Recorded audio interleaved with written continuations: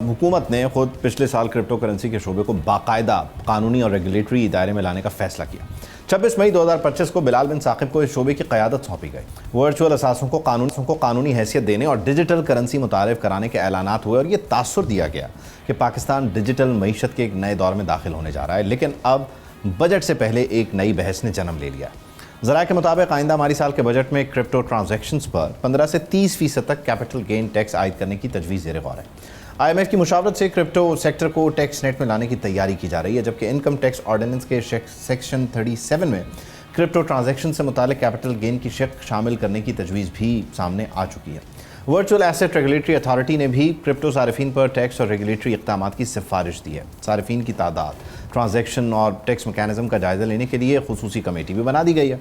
दूसरी जानिब हुकूमत वर्चुअल असासों को कानूनी हैसियत देकर डिजिटल करेंसी मुतारिफ कराने का इंदिया दे चुकी है, जिसके तहत पाकिस्तानी रुपए को डिजिटल करेंसी में तब्दील करके क्रिप्टो असासों की ख़रीदारी मुमकिन हो सकेगी। लेकिन बड़ा सवाल यह है, क्रिप्टो के साथ भी वही होने जा रहा है जो सोलर के साथ हुआ है।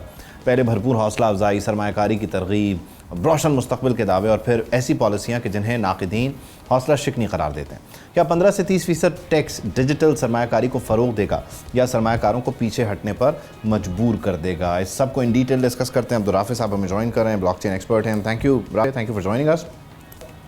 इस सारी सूरत हाल में कैपिटल गेन टैक्स का होना और एक ऐसी इकॉनमी के जिसको दुनिया लेकर अक्सर जगहों पे आज भी कंफ्यूज है कि ये एग्जिस्ट कहाँ करती है, ये क्लाउड है, इसको कैसे ट्रीट करना है, कैसे इसको मैकेनिज़्म में लाना है, वो बुनियादी तौर पे क्या इस वक्त आप समझते हैं कि क्या होगा इस टैक्स के लगने से? कितना डिमोट होगा इसमें इन्वेस्ट करने वाला? First of all thank you for inviting me. देखिए, हमें रेगुलेशन को उसके हिसाब से देखना चाहिए कि दुनिया में इसको किस तरीके से ट्रीट किया जाता है। और रियलिटी ये है कि अगर यूएस जितनी आपकी डेवलप मार्केट्स हैं, जहाँ पे आपने क्रिप्टो में रेगुलेशंस देखी हैं, वहाँ रेगुलेशन के साथ उसके फिर टैक्सेशन और जो बाकी मामला हैं उसके साथ साथ चलते हैं। आप क्रिप्टो को या क्रिप्टो की इन्वेस्टमेंट्स को एक डिफरेंट तरीके से लॉन्ग टर्म में ट्रीट नहीं कर सकते।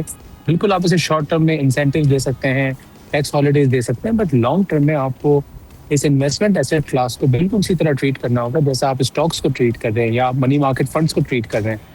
वरना अदरवाइज तो आप बाकी क्लासेस के लिए एक डिस्क्रिमिनेशन क्रिएट करेंगे अपने सिस्टम के अंदर। आप यूएस की एग्जांपल ले लें, वहाँ पर भी क्रिप्टो के असासों पे इसी तरह टैक्स लगता है जिस तरह आपके इक्विटी के असासों पे टैक्सेशन होती है। तो रेगुलेशन का हरगिज़ ये मतलब नहीं है कि आप उसको एक टैक्सेशन के दायरे से बाहर कर दें। इनफैक्ट एक बहुत अच्छी बात है कि अगर आप कस्टमर एजुकेशन कर रहे हैं, उनको ये बता रहे हैं कि क्रिप्टो करेंसीज को किस तरह से रखना है, किस तरह यूज़ करना है, किस तरह इन्वेस्ट करना है, आप बाइनेंस और एसटीएक्स और बाकी प्लेयर्स को लेके आ रहे हैं, तो ऑब्वियसली टैक्सेशन करने से दोनों एंगल्स पे काम है कि आप जो ट्रांजैक्शन लेवल पे या जो इन्वेस्टर लेवल पे टैक्सेशन कर रहे हैं वो भी कर रहे हैं ना, एज्यूम के साथ में कॉर्पोरेट टैक्सेशन भी आएगी फॉर दीज लार्जर प्लेयर्स। तो all in all I think regulation की जर्नी का ही पार्ट है टैक्सेशन, और इसमें कोई दो राय नहीं है। बिल्कुल ये बात आपकी दुरुस्त है कि पॉलिसी ऐसी होनी चाहिए कि जिसके अंदर इनिशियल डेज में जब एक अपटेक होना है तो आप थोड़ा सा रिलैक्सेशन रखें, शुरू में थोड़ी आप इस पे ऑनबोर्डिंग को आसान करें लोगों के लिए, बट लॉन्ग टर्म में तो आई थिंक आपको क्रिप्टो के असासों को इसी तरह यही मेरा एग्जैक्टली सवाल भी ये है कि मतलब लाइक 15% इज समथिंग, फिर अगर उसको 30% कह रहे हैं तो वो बहुत ही ज़्यादा है। स्टार्टर पैक कुछ कम नहीं होना चाहिए था? मतलब ये बहुत ज़्यादा नहीं हो जाएगा अचानक से? जी, आई थिंक ये एक बहुत आपने सही, आई थिंक मुद्दा असल में यही है, बात सारी ये है कि ये कितना होना चाहिए। आई थिंक देखें, आपको ये भी देखना होगा कि आप बाकी इंडस्ट्रीज के साथ क्या करें। देखिए, स्टॉक मार्केट है, अब स्टॉक मार्केट के रिटर्न्स का भी ये था कि अभी पिछले 2-3 सालों में मार्केट ठीक हो गई तो गेन्स बन गए, राइट। उससे पहले तो 5 साल तक स्टॉक मार्केट में कोई गेन्स नहीं बने थे लोगों के। अब कैपिटल गेन का टैक्स जरूर 15% था, लेकिन तो दे ही नहीं रहा था, पैसे बनेंगे तो गेन टैक्स देंगे ना, ठीक है। तो लेकिन अब आर्ग्यूमेंट उस वक्त भी आता था कि यार उस मार्केट में वॉलेटिलिटी है, आप उसको भी इतने टैक्सेशन कर रहे हो जितना मोस्ट लाइकली आप म्यूचुअल फंड में एक सर्टेन लेवल तक कर रहे हो। अब भी सेम आर्ग्यूमेंट आएगा कि यार एक वॉलेटाइल एसेट क्लास के अंदर आप सेम अगर परसेंटेज लगाएं तो दूसरी क्लास का है। हमारे इन्वायरमेंट में प्रॉब्लम ये है कि आप अगर उस पर यहाँ थोड़ी सी भी रिलैक्सेशन देंगे ना, तो अगले दिन फिर जो आपके PSX की एसोसिएशन या म्यूचुअल फंड की एसोसिएशन प्रोटेस्ट करके आ जाएंगी कि यार आपने उनको रिलैक्सेशन दे दी। तो एक इक्विटेबल इन्वायरमेंट क्रिएट करना एक मुश्किल काम है, specially in larger population, young population, जहाँ पे आप सबको खुश रख सकें। बट यस, आई एग्री कि मे बी स्टार्टिंग में कम हो सकता है, बट लॉन्ग टर्म में आई थिंक इक्विटी और क्रिप्टो की इन्वेस्टमेंट्स पे सेम रेट होना उसको is पैरेलल important. लेके चलना पड़ेगा, क्योंकि जाहिर है वरना वो वाली बात दुरुस्त है कि वो फिर डिस्पैरिटी होगी। अच्छा, इसमें एग्जैक्टली ये बताइएगा कि जो रेगुलेटरी मामलात हैं वो बहुत ट्रिकी नहीं है, क्योंकि यहाँ पे बुनियादी तौर पे जब आप स्टॉक की तरफ जाते हैं तो वो बड़ा ब्लैक एंड वाइट उसको कंसिडर किया जाता है, बड़ा सेफ कंसिडर किया जाता है, SEC इन्वॉल्व है। यहाँ पे क्योंकि आप कराची से बैठ के, लाहौर से बैठ के दुबई से ऑपरेट कर रहे हैं, और ये एक बहुत बड़ा चैलेंज रहा है, इसमें मनी लॉन्ड्रिंग इन्वॉल्व रही है, इसमें टेरर फाइनेंसिंग के लेके बहुत सारे चैलेंजेस रहे हैं, तो इसकी रेगुलेशन भी इटसेल्फ एक बहुत बड़ा चैलेंज नहीं है, और फिर उस पर टैक्सेशन, मतलब उसको कितना नैरो डाउन होकर, कितना माइक्रोस्कोपिक होकर देखना होगा उसको। नहीं, देखिए एक्चुअली ऐसा नहीं है। इसको अगर हम देखें ना, तो जो पिछले 1 साल में काम हुआ है, मैं अगेन पीवारा को बहुत ज़्यादा इस पर कमेंट करता हूँ, क्योंकि मैंने दुनिया भर की रेगुलेशंस को होते हुए देखा है और दुनिया भर में इवॉल्व होते हुए देखा है, and I can tell you इतना फास्ट काम कहीं नहीं हुआ जितना पाकिस्तान में हुआ, and we should be very proud of it, number 1। Number 2, देखें बात बड़ी सिंपल सी है।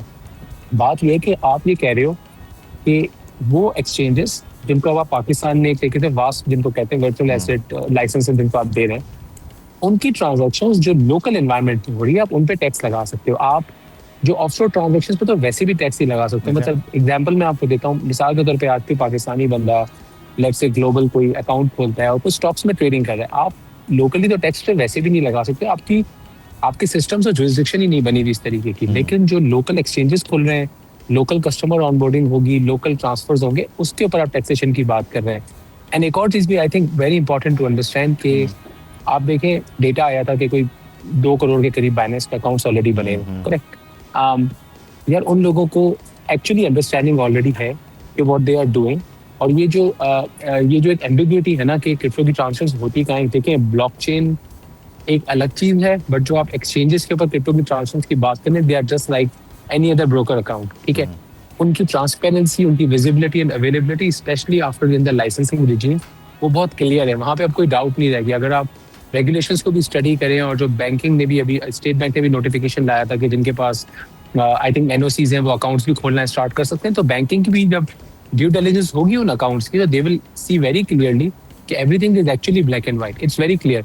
लास्ट बात उसके अंदर मैं ये कहूँगा कि इक्विटी मार्केट है ना, उनको डेवलप होने में पाकिस्तान में 75 ईयर्स से ज़्यादा हो गए, राइट, और इसको भी 1 साल हुआ है, तो we have to look at it in a balance, right, कि 1 ईयर वर्सेस 75 ईयर्स, तो 2-3 साल इसको दें, ये भी ब्लैक एंड वाइट हो जाएगा। ठीक है, ये भी ब्लैक एंड वाइट हो जाएगा। अच्छा, लास्टली टुवर्ड्स द एंड, इसमें बुनियादी तौर पे आप क्या समझते हैं कि मतलब सेफर साइड, हम आप जहाँ पे बात को ले आए कि वो बहुत ब्लैक एंड वाइट है, उसके पास इतना अरसा रहा है और इसको भी 1 साल हुआ है इस मार्केट को, लेकिन इन्वेस्टमेंट पॉइंट ऑफ व्यू से, क्योंकि हमारे यहाँ कुछ मसला ये है कि वो ओवरनाइट के भी लोगों को मिरेकल्स जो है वो एक्सपेक्टेड होते हैं, वो स्टॉक में भी जाते हैं, वहाँ भी जाहिर है वो काम नहीं करता, क्योंकि पेशेंस जो है वो बड़ा ज़रूरी है। सेम यहाँ पर भी केस है कि यहाँ पर ओवरनाइट छक्का किसी का तो लग सकता है, लेकिन हर किसी का नहीं लग सकता। तो आप क्या समझते हैं कि ये बहुत सेफ साइड है, नए इन्वेस्टर को इस तरफ आना चाहिए, ख़ासतौर पर जो नई नस्ल है, नए लोग हैं, या स्टॉक ही आप समझते हैं कि बहुत ब्लैक एंड वाइट है, जब तक ये ब्लैक एंड वाइट ना हो जाए तब तक इस तरफ ना है? देखिए, मैं इसको इस तरह समझता हूँ कि हर एक पोर्टफोलियो होता है ना, उसमें हर चीज़ होती है, ठीक है। उसमें स्टॉक्स भी होने चाहिए, उसमें मनी मार्केट भी होना चाहिए, और उसमें क्रिप्टो भी होना चाहिए। आई थिंक ये समझना कि मैं एक ही एसेट क्लास में काम करूँ और मेरा उसी में सब कुछ हो जाए, खासतौर पर क्रिप्टो एसेट क्लास बड़ी वॉलेटाइल है। अगेन मैं फाइनेंशियल एडवाइस तो किसी को नहीं देना चाहता हूँ, लेकिन बात बड़ी सिंपल सी है कि पोर्टफोलियो में डाइवर्सिफिकेशन इज इम्पॉर्टेंट, एंड एक crypto is new age asset class, ठीक है। दुनिया भर के बड़े बड़े पोर्टफोलियो फंड मैनेजर्स जो हैं वो अपने डाइवर्स पोर्टफोलियोज में, ऑल्टरनेटिव इन्वेस्टमेंट पोर्टफोलियोज में क्रिप्टो को ऐड कर रहे हैं। तो एक नॉर्मल पर्सन की तरह से अगर हम इसको देखते हैं, जो हम लास्ट 8 to 10 ईयर्स में देख रहे हैं, कि अपने रिस्क टू रिवॉर्ड को मद्देनजर रखते हुए आप जितना एक्सपोजर ले सकते हो वो लो। And yes, you are absolutely right कि ये ओवरनाइट रिच स्कीम ना, ये शायद 10,000 में से 1 लोगों के लिए हो जाए, वो किसी भी मार्केट में हो सकती है, बट क्रिप्टो का मतलब ओवरनाइट रिच स्कीम कहीं से भी नहीं है, और इस तरह से सोचना बंद कर देना चाहिए। जहाँ पे भी आपने इन्वेस्ट करना हो, अपनी जो है वो थोड़ी सी रिसर्च करके, थोड़ा सा खबरों रिसर्च बहुत जरूरी है, डेफिनेटली उसको लेके चलें। Thank you. सब्सक्राइब करें और बेल दबाएं ताकि कोई खबर रह न जाए।